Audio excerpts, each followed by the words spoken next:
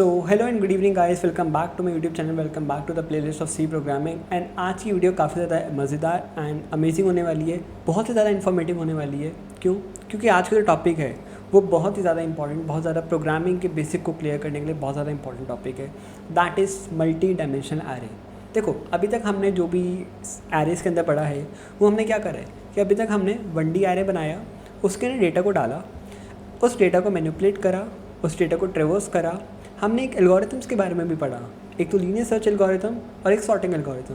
Linear search algorithm हमें क्या कहता था कि अगर हमारे डेटा अगर एरे के अंदर प्रेजेंट है तो हमें वो इंडेक्स रिटर्न करके देना कि किस इंडेक्स पे वो डेटा प्रेजेंट है।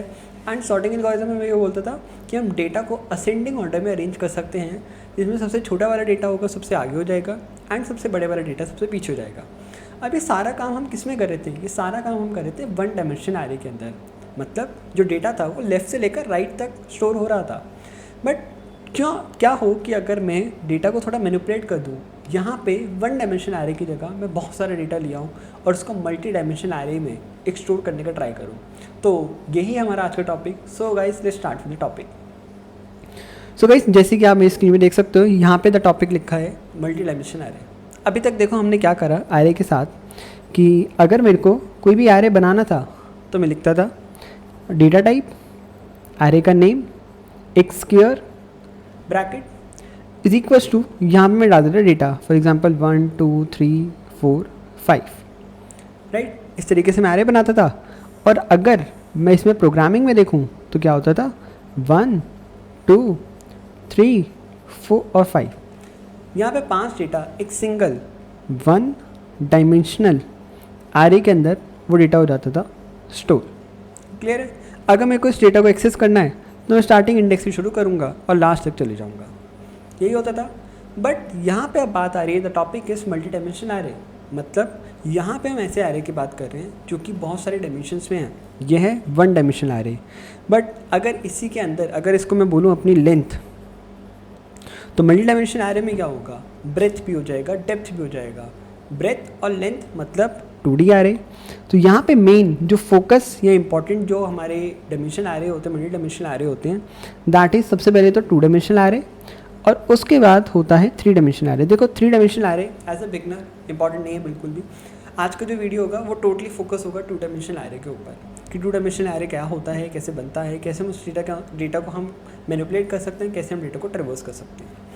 तो आज हम देखेंगे 2 डायमेंशनल एरे के थोड़ा बहुत आइडिया हम 3 डायमेंशनल एरे का भी लगा लेंगे। तो देखो 2 डायमेंशनल एरे का मैं आपको एक क्लियर पिक्चर देता हूँ। तो हम आते हैं नेक्स्ट स्लाइड में, और इसको समझने के लिए आप यहाँ पे एक ग्रिड देख सकते हो। ग्रिड बोल लो या इसको एक मैट्रिक्स बोल लो। Now what does this means? This means that अगर आप केयरफुली नोटिस करो तो ये चीज़ एक एरे की तरह आपको दिख रहा है। कैसे? कि अगर मैंने इतना पार्ट ही रखा सिर्फ और बाकी सारा पार्ट हाइड कर दिया तो क्या मेरे को एक 1 डायमेंशनल एरे दिख रहा है? ये बिल्कुल। और अगर मैंने सिर्फ इतना पार्ट रखा, ऊपर और नीचे वाला पार्ट हाइड कर दिया तो भी 1 डायमेंशनल एरे है। अगर मैंने इतना पार्ट रखा और ऊपर और नीचे वाला सारा पार्ट मैंने हाइड कर दिया तो भी 1 डायमेंशनल एरे है। एंड अगर एट लास्ट अगर मैंने इतना पार्ट रखा और ऊपर वाला सारा डेटा मैंने हाइड कर दिया तो क्या ये 1 डायमेंशनल एरे होगा? बिल्कुल होगा। तो हम क्या कर रहे हैं 2 डायमेंशनल एरे के केस में कि हम 1 डायमेंशनल एरे के स्टैक बना रहे हैं। स्टैक मतलब एक के ऊपर एक के ऊपर एक, उसी को मैं बोल सकता हूँ 2 डायमेंशनल एरे। फॉर एग्जांपल अगर इसके अंदर मैं डेटा डालूँ, मैं क्या करता हूँ यहाँ पे 4 एरे बना लेता हूँ। 4 एरे में डेटा क्या होगा? पहले एरे में डेटा होगा 1 2 3 4 5, ठीक है। सेकेंड एरे में 6 7 8 9 10 11 12 13 14 15 16 17 18 19 एंड 20। तो आप देख सकते हो ये है मेरा एक multi dimensional array. Multi dimensional array कैसे? यहाँ पे हमने क्या कर रखा है कि अगर इस टर्म को मैं गौर से नोटिस करूँ और इस वाली टर्म को मैं नोटिस करूँ तो ये दोनों टर्म्स मेरे को क्या स्टेट कर रही हैं। अगर मैं इस वाली टर्म्स की बात करूँ तो देखो ये वाली जो लाइन है, इस वाली लाइन को मैं क्या कह सकता हूँ? क्या ये मेरी रोज़ हैं? बिल्कुल हैं।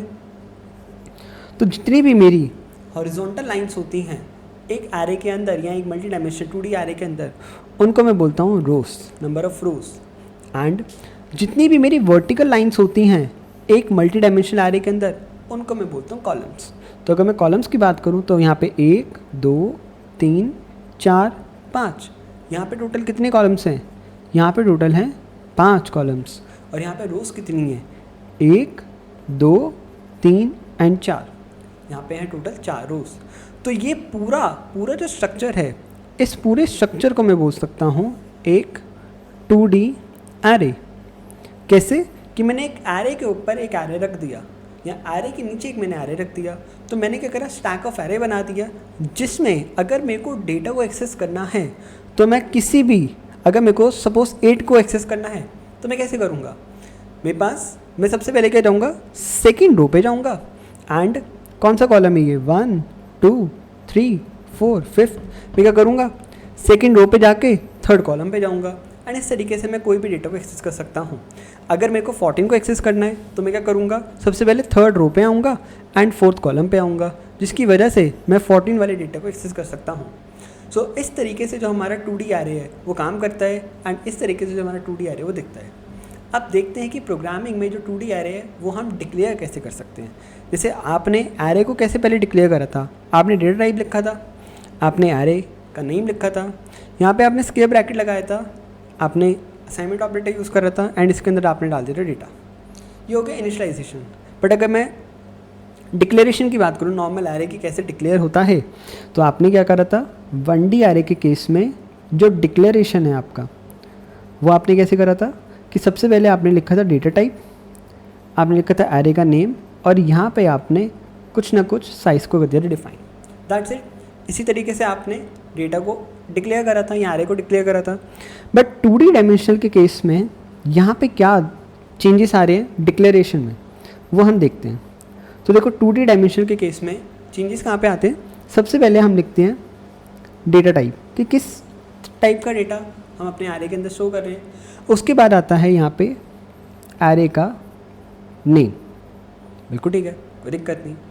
अब 1 डायमेंशनल एरे के अंदर क्योंकि सिर्फ एक ही डायमेंशन थी, तो मेरे को वहाँ पे सिर्फ नंबर ऑफ, मतलब वहाँ पे डिफाइन करना था कि कितने उसके अंदर बॉक्सेस आ सकते हैं। तो मैंने क्या करा था? एक साइज़ डिफाइन करा था। बट क्योंकि यहाँ पे हम 2D एरे के बारे में बात कर रहे हैं, तो यहाँ पे मेरे को number of rose and number of columns, ये दोनों चीज़ें मेरे को डिफाइन करनी पड़ेगी। तो यहाँ पे मैं 2 स्क्वायर ब्रैकेट को यूज़ करूँगा in the case of multi dimensional array. Clear है? सो एक बार ये तो हो गया सिंटेक्स कि इस तरीके से हमें लिखना चाहिए। एक बार हम एक एरे को डिक्लेयर भी करके देख लेते हैं। तो अगर मेरे को एरे डिक्लेयर करना है तो मैं क्या करूँगा? देखो यहाँ पे देखो कितनी नंबर ऑफ रोज हैं। यहाँ पे नंबर ऑफ रोज हैं 1 2 3 एंड 4, एंड यहाँ पे नंबर ऑफ कॉलम्स कितने हैं? 1 2 3 4 एंड 5। तो अगर मेरे को ये एरे को डिक्लेयर करना है तो मैंने लिखा सबसे पहले डेटा टाइप, उसमें इन टाइप का डेटा स्टोर हो रहा था। एरे का नाम दे दो यार, एरे ARR 2D करके मैंने एक नेम दे दिया। अब सबसे पहले जो स्क्वायर ब्रैकेट होगा वो मेरे को डिफाइन करेगा नंबर ऑफ रोज, कि उसके अंदर कितनी नंबर ऑफ रोज है। एंड सेकेंड जो होगा वो मेरे को डिफाइन करेगा नंबर ऑफ कॉलम्स, कि उसके अंदर कितनी नंबर ऑफ कॉलम्स है। तो आपको पता है कि गिवन डेटा के अंदर नंबर ऑफ रोज कितनी थी? That is 4, and number of columns कितने थे? That is 5। Simple. So this is the simple declaration of an 2D array. Clear है? कोई दिक्कत तो नहीं है। सबसे पहले डेटा टाइप, एरे का नेम, पहले आप एक स्क्वायर ब्रैकेट यूज़ करते हैं, इस बार आप 2 यूज़ करोगे, जिसमें पहला नंबर ऑफ रो डिफाइन करेगा और दूसरा नंबर ऑफ कॉलम डिफाइन करेगा। कोई दिक्कत? ठीक। अब ये हो गया जी डिक्लेरेशन। अब अगर आपको डेटा को करना है इनिशलाइज मतलब जैसे आपने पहले के केस में क्या करा था कि डेटा को डाल दिया था। यहाँ पे क्या हो रहा है? जो आपने करा है ये आपने इनिशलाइजेशन तो करा है कि आपने एक एरे बना दिया और एरे के अंदर डेटा डाल दिया। अब अगर आपको इस केस में इनिशलाइजेशन करना है तो वो कैसे होगा? देखो इनिशलाइजेशन यहाँ पे 2 तरीके से हो सकता है, वो हम देखते हैं कौन कौन सा तरीका है। सो मैं आता हूँ अपने नेक्स्ट पेज पे और यहाँ पे लिखता हूँ इनिशलाइजेशन। सो अगर मेरे को इनिशलाइज करना है एरे का डेटा तो मैं लिखता हूँ सबसे पहले वही इंट एरे का नेम। फॉर एग्जांपल अभी के लिए शॉर्ट फॉर्म के लिए मैंने लिख दिया इसका नाम ARR। अब अगर मेरे को इसके अंदर डेटा को इनिशलाइज करना है, डेटा को डालना है, इंसर्ट करना है, तो सबसे पहले मैं डिफाइन करूँगा नंबर ऑफ रोज एंड उसके बाद नंबर ऑफ कॉलम्स।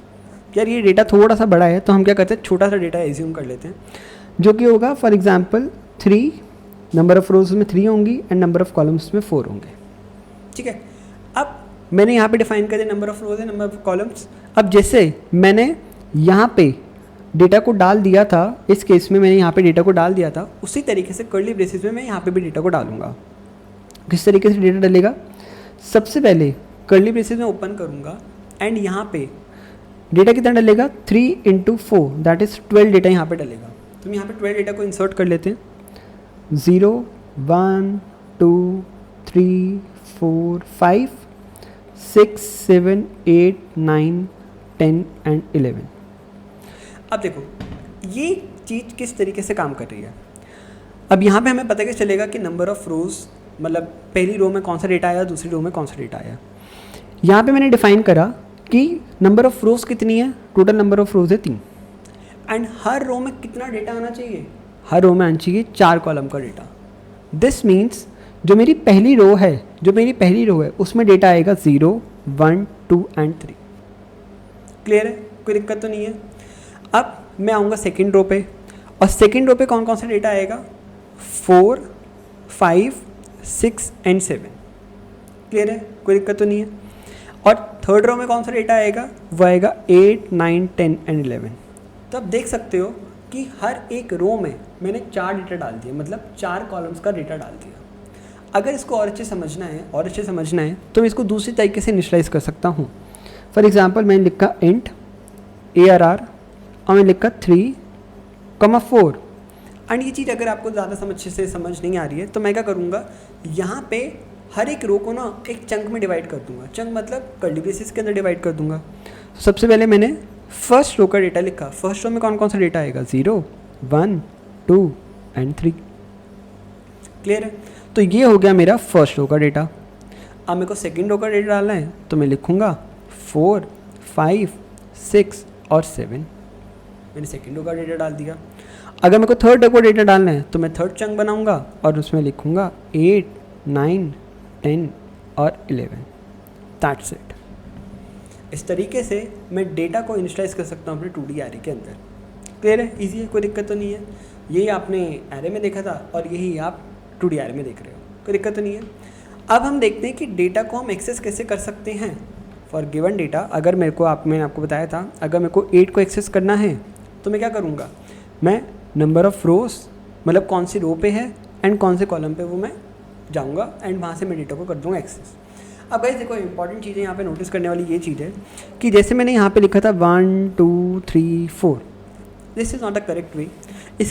इसमें भी जो नंबरिंग शुरू होती है, हमेशा याद रखना, किसी भी अगर एरे की बात करो या 2D एरे की बात कर लो, वहाँ पे जो इंडेक्सिंग है, जो नंबरिंग शुरू होती है, वो हमेशा 0 से शुरू होती है। सो अगर मेरे को किसी भी डेटा को अगर एक्सेस करना है, अगर मेरे को एक्सेस करना है एलिमेंट किस में, 2D एरे के अंदर, तो फॉर एग्जांपल अगर मैं एक छोटा सा यहाँ पे एक मैट्रिक्स बना लेता हूँ, ज़्यादा बड़ा नहीं बनाऊँगा, तो एक छोटा सा यहाँ पे अगर मैंने एक मैट्रिक्स बनाया 1 2 3 और 4, यहाँ पे मैंने डाल दिया 1 2 3 4 5 6 7 8 9। अब यहाँ पे अगर मैं नंबर ऑफ़ रोज़ या नंबर ऑफ़ कॉलम्स की बात करूँ तो we have 1 2 3, we have total 3 rows and number of columns we have 1 2 and 3। यहाँ पे नंबर ऑफ़ कॉलम्स भी 3 है। अब यहाँ पे किस तरीके से डेटा की इंडेक्सिंग हो रही है वो हम देखते हैं। तो डेटा की इंडेक्सिंग जैसे मैंने आपको एरे में बताया था कि मतलब अगर मेरे को एक पर्टिकुलर डेटा को एक्सेस करना है तो उसका एक नंबर, एक उसका नाम की जगह उसको एक नंबर असाइन कर देते हैं। तो यहाँ पे भी सेम केस है कि अगर मेरे को रोज़ की बात करनी है कि कौन सी रो पे वो प्रेजेंट है, तो यहाँ पे जो इंडेक्सिंग होगी वो हमेशा शुरू होती है 0th रो से एंड वो जाती है हमेशा n-1th रो में। बिल्कुल ठीक है। एंड अगर मैं कॉलम की बात करूँ तो वो कॉलम कितनी होती है, वो भी 0 से शुरू होती है और वो भी जाती है n-1th कॉलम तक।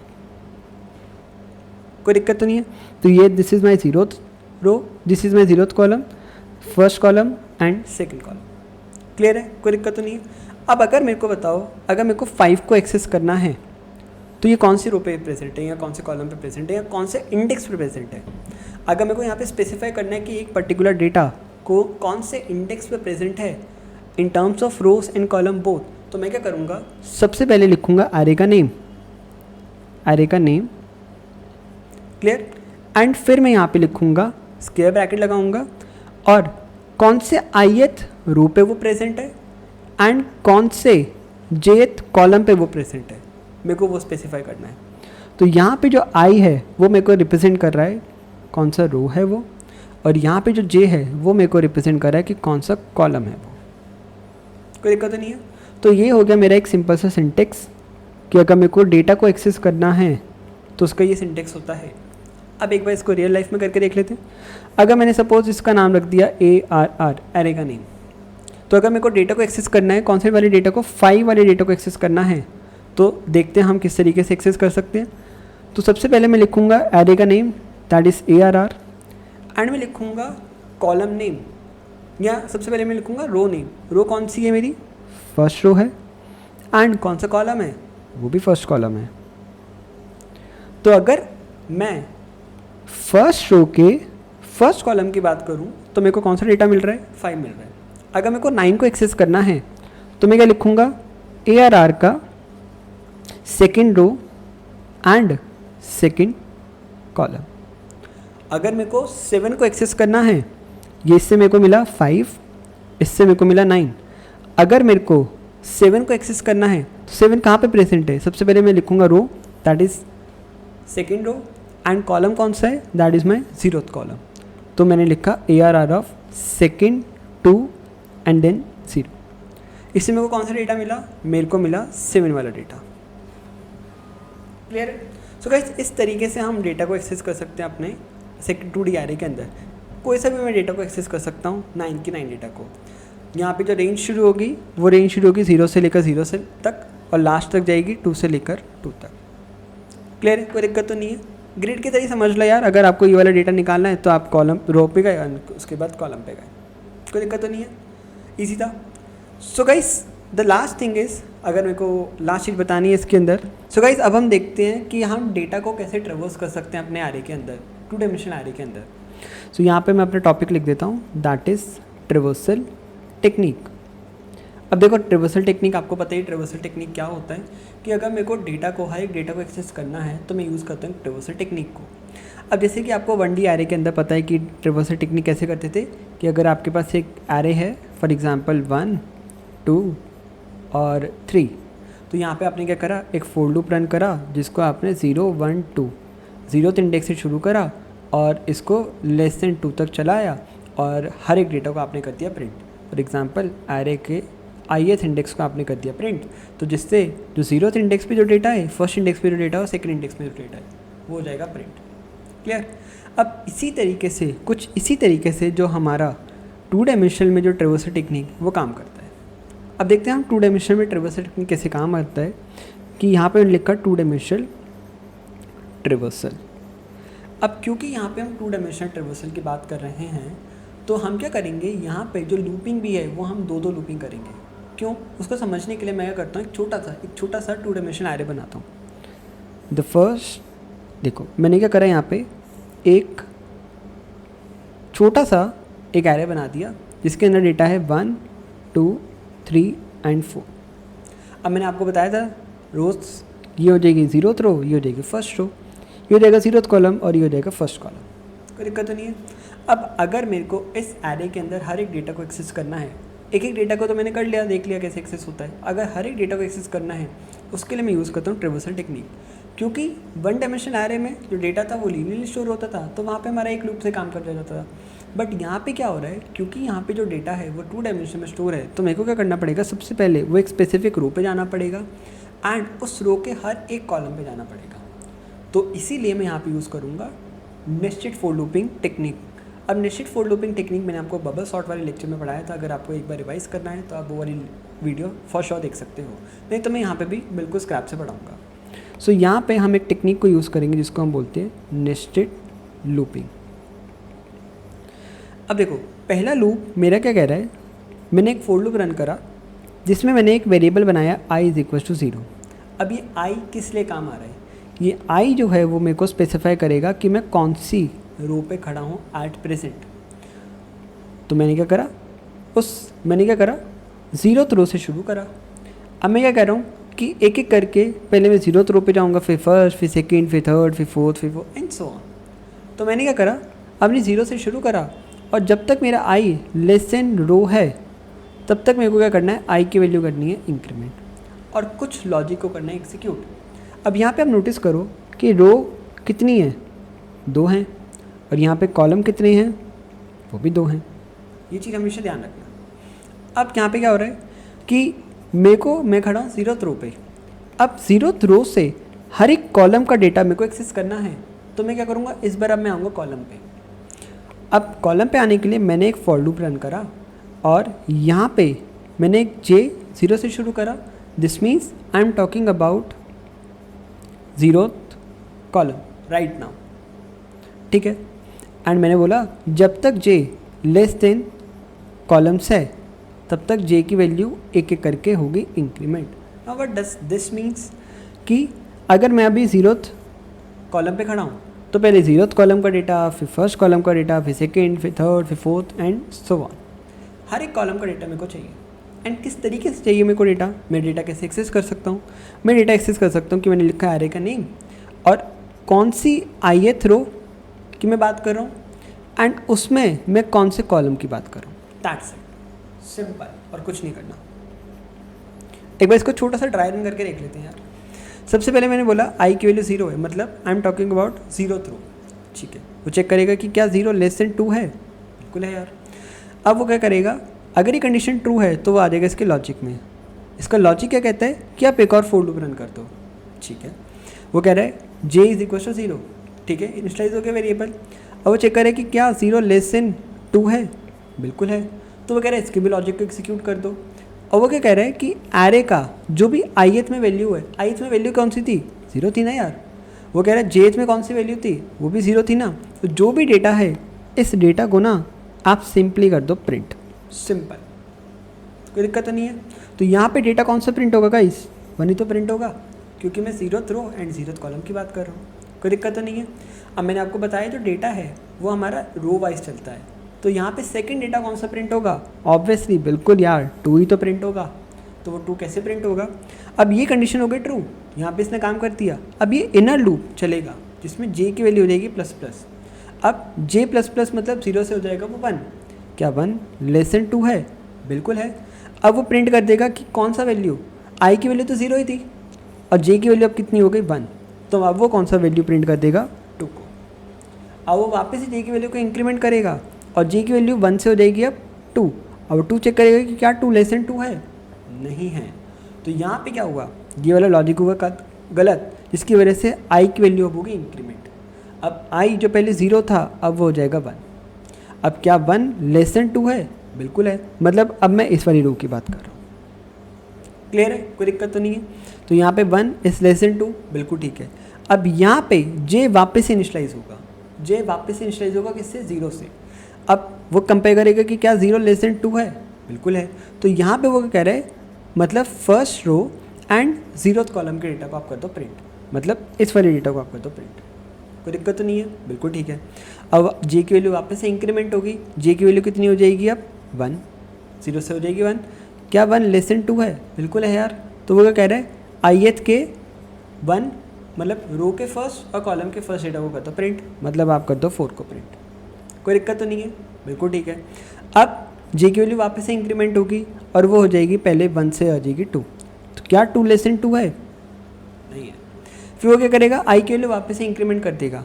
अब i की वैल्यू जो पहले 1 थी हो जाएगी 2। अब यहाँ पे भी चेक होगा कि क्या 2 लेस देन 2 है, नहीं है यार। तो अगर यही वाला कंडीशन ट्रू नहीं हुआ तो ये इसके अंदर लॉजिक के अंदर आएगा ही नहीं, और सेकंड लॉजिक के अंदर नहीं आया तो ये प्रिंट भी नहीं होगा। तो इसी तरीके से हमारा पहले क्या प्रिंट होगा, 1 2 3 एंड 4, क्लियर गाइस, कोई दिक्कत तो नहीं है। सो गाइस यही था हमारा ट्रेवर्सल टेक्निक। अब इसमें आप number of rose, number of columns कितना भी बढ़ा लो, दैट्स योर विश। तो इसको और अच्छे समझने के लिए हम देखते हैं इसका कोड। So let's move to the online compiler. So guys जैसे कि आप मेरी लैपटॉप स्क्रीन में देख सकते हो कि यहाँ पे मैंने एक ऑनलाइन कंपाइलर ओपन करके रखा हुआ है एंड ठीक है, एक्स्ट्रा कोड को हटा देते हैं यार। एंड सबसे पहले हम क्या करते हैं, एक एरे को डिक्लेयर करते हैं। तो मैंने एक इंट ARR करके एक एरे बनाया और जैसे कि मैंने टेस्ट केस लिया था जिसमें मेरे पास 2 कॉलम और 2 रोज़ थी, वही टेस्ट केस हम यहाँ पे एग्जीक्यूट करेंगे जिसमें मेरे पास 2 रोज़ एंड 2 कॉलम है, ठीक है। This is known as declaration of an array. अब अगर मेरे को इसको इनिशियलाइज करना है, इसके अंदर वैल्यू डालनी है, तो मैं क्या करूँगा, यहाँ पे लिखूँगा इक्वल्स टू एंड यहाँ पे मैं स्पेसिफाई कर दूँगा कि मेरे पहली रो के अंदर कौन सा डेटा है। पहली रो के अंदर डेटा है 1,2। क्लियर है, कोई दिक्कत नहीं है। अब मेरे को स्पेसिफाई करना है कि मेरी सेकेंड रो में कितना कौन सा डेटा है। तो सेकेंड रो में मेरा डेटा है 3, जहाँ पे कर्ली ब्रेसेस 3,4। That's it. तो मैंने यहाँ पे स्पेसिफाई कर दिया मेरा एरे, जिसमें फर्स्ट रो में 1, 2 है, सेकेंड रो में 3, 4 है, और सिर्फ 2 ही डेटा क्यों है, क्योंकि मैंने डिफाइन करा है कि कॉलम में सिर्फ 2 ही डेटा होने चाहिए। कोई दिक्कत तो नहीं है, ठीक है। सो अब इसके बाद मेरे को क्या करना है, यहाँ पे डेटा को ट्रेवर्स करना है। तो मैंने क्या करा, एक फोर लूप रन करा जो कि पहले रोज़ को एक्नॉलेज करेगा। तो int i = 0, i should be less than कितनी, हमारे पास रो कितनी है, 2 रोज़ हैं, तो मैंने लिख दिया 2, एंड i++। क्लियर है, कोई दिक्कत नहीं। अगर ये कंडीशन ट्रू हो रही है तो मेरे को नेस्टेड फॉर लूप में लिखना है j के लिए। तो int j = 0, j should be less than 2 and j++। अभी j क्या एनकाउंटर कर रहा है, मेरे को j एनकाउंटर करके दे रहा है कि कितनी नंबर ऑफ़ कॉलम्स है। तो यहाँ पे नंबर ऑफ़ कॉलम्स कितनी है, सिर्फ 2 ही है। तो जब तक j की वैल्यू 2 से कम है, मतलब 0 और 1, तब तक मेरे को क्या करना है, तब तक मेरे को प्रिंट करना है वैल्यूज़, इंटीजर मेरे को प्रिंट करना है। मतलब मेरे को चाहिए 1, 2, देन 3 एंड 4। तो मेरे को यहाँ पे डेटा को प्रिंट करना है। तो क्योंकि इंटीजर टाइप में वो डेटा स्टोर है, तो मैंने उसको मॉडुलस d लिख दिया। और मैं आपको बताया था कौन सा डेटा, एरे का जो भी 0th इंडेक्स पे या जो भी ith और jth इंडेक्स पे जो भी डेटा है वो मेरे को प्रिंट करके दे दो। ये होने के बाद अगर मैंने एक बार एक रो को प्रिंट कर दिया, उसके बाद मेरे को नेक्स्ट रो में आना है, तो मैंने क्या करूँगा, एक नॉर्मली /n से नेक्स्ट लाइन को एग्जीक्यूट कर दूँगा। अब एक बार इसको रन करके देखते हैं, उसके बाद मैं आपको ट्राई रन करके बताऊँगा इसका कोड को। सो जैसे कि आप देख सकते हो यहाँ पे हमारे पास जो डेटा है वो आया है 1, 2, 3 एंड 4। अब देखो डेटा किस तरीके से आया वो हम देखते हैं। मैंने क्या करा, 2 साइज़ का एरे बना दिया, जिसमें 2 साइज़ का 2D मैट्रिक्स बना दिया, जिसमें 2 नंबर ऑफ रो हैं, 2 कॉलम है मेरे पास, जिसके अंदर मैंने डेटा डाला 1, 2, 3, 4। अब ये जो 1, 2, 3, 4 इस तरीके से स्टोर होना चाहिए। अब मैंने क्या करा, फर्स्ट आइट्रेशन 0 से लेकर <2 तक जाएगा वो, और एक एक करके आई की वैल्यू इंक्रीमेंट होगी। कंडीशन ट्रू है तो वो क्या करेगा, इस वाले लूप में आएगा, जिसमें वो देखेगा जो j है मेरा वो 0 से लेकर <2 तक जा रहा है, मतलब वो कॉलम को एनकाउंटर कर रहा है। एंड अभी के लिए वो i की वैल्यू कितनी है, 0, j की वैल्यू कितनी है, 0, दोनों ट्रू हैं। तो वो क्या करेगा, 0 और 0 वाली जो भी वैल्यू है वो कर देगा प्रिंट। अब 0 पे कौन सी वैल्यू है, 1, तो उसने कर दिया 1 को प्रिंट। अब फिर वो वापस ही j की वैल्यू को इंक्रीमेंट करेगा, जैसे मैंने आपको ड्राई रन में बताया था, j की वैल्यू रहेगी 1, तो 0 और 1 में कौन सी वैल्यू स्टोर है गाइस, दैट इज़ 2, तो 2 यहाँ पे आ जाएगा प्रिंट। अब क्योंकि मेरी फर्स्ट रो ख़त्म हो चुकी है, अगर j की वैल्यू वापस से इंक्रीमेंट होगी तो 2 नॉट लेस देन 2, तो ये क्या करेगा, मेरे को नेक्स्ट लाइन में लेके चले जाएगा, जिसकी वजह से नेक्स्ट लाइन हो गई। एंड इसके बाद i की वैल्यू अब इंक्रीमेंट होगी। अब i की वैल्यू कितनी हो जाएगी, 1, तो यहाँ पे 1 चेक होगा कि क्या 1 लेस देन 2 है, बिल्कुल ठीक है, मतलब मैं फर्स्ट रो की बात कर रहा हूँ। अब यहाँ पे वैल्यू कौन सी है, 3, तो यहाँ पे 3 प्रिंट हो जाएगा, क्योंकि i 1 है और j कितना है, 0। अब i 1 रहेगा, j की वैल्यू वापस से इंक्रीमेंट होगी 1, तो 1, 1 पे कौन सा डेटा है, 4 है ना, तो वो हो जाएगा मेरा यहाँ पे प्रिंट। क्लियर। अब j वापस से इंक्रीमेंट होगा, फॉल्स हो जाएगा, फिर वो नेक्स्ट लाइन पे जाएगा, i वापस से इंक्रीमेंट होगा, फिर वो फॉल्स हो जाएगा, तो आ जाएगा लूप से बाहर। सो गाइस इस तरीके से जो कोड मैं लिख सकता हूँ, किसका, मैं अपने मल्टी डायमेंशनल एरे का जो कोड है वो इस तरीके से लिख सकता हूँ। सो आई होप गाइस ये वीडियो आपको अच्छी लगा होगा। इस वीडियो में आपने कुछ इन्फॉर्मेटिव चीज़ सीखी होगी कि किस तरीके से जो हमारा मल्टी डायमेंशनल एरे वो दिखता है, वो कैसे काम करता है, कैसे उसके अंदर कैसे मल्टी डायमेंशन को डिक्लेयर कर सकते हैं, कैसे इनिशियलाइज कर सकते हैं, कैसे हम डेटा को मैनिपुलेट कर सकते हैं, डेटा को ट्रेवर्स कर सकते हैं, एक पर्टिकुलर इंडेक्स पे अगर डेटा को मेरे को फाइंड करना है या एक्सेस करना है वो हम कैसे कर सकते हैं, उसका कोड हमने देख लिया। So I hope you like this video. And अगर आपको जानना है कि बबल सॉर्ट वाली टेक्निक कैसे होती है तो उसके लिए आप लेफ्ट वाली वीडियो को देख सकते हो, और अगर आपको जानना है कि लीनियर सर्च एरेज के अंदर हम कैसे कर सकते हैं तो उसके लिए आप राइट वाली वीडियो देख सकते हो। So guys thank you so much for watching this video. Will see you in the next video. Bye bye.